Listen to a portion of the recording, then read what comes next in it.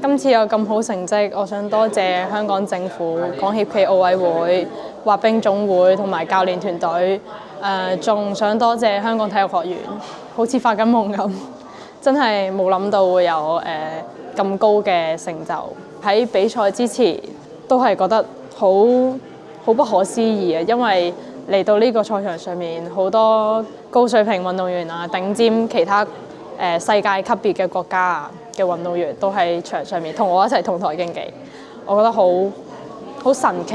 真係冇諗到，真係好似發夢咁，學到好多唔同嘅嘢咯，即係同平時比賽唔一樣，學到好多唔同嘅體育精神啊，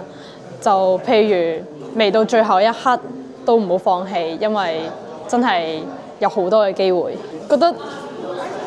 真係俾咗好多機會我，亦都係因為我嘅訓練同埋教練嘅培養同埋屋企人嘅支持，先至可以令到我走到嚟呢一步。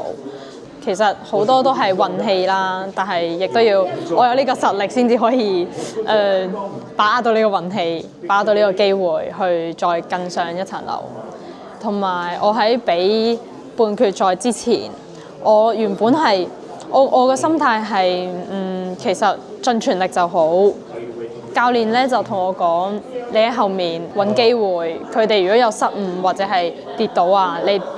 把握機會，隨時去留得更加好嘅成績咯。而我真係做到咯。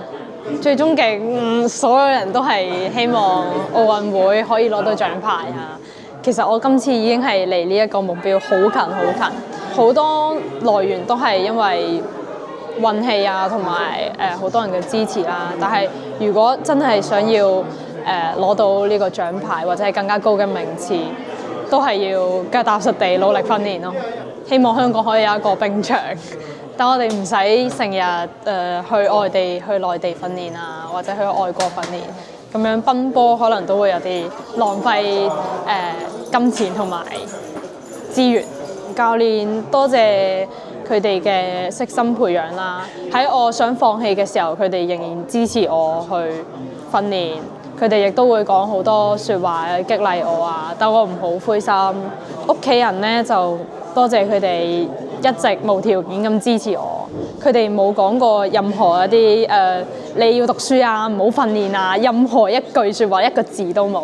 佢哋好支持我，好希望我可以做自己想做嘅咯。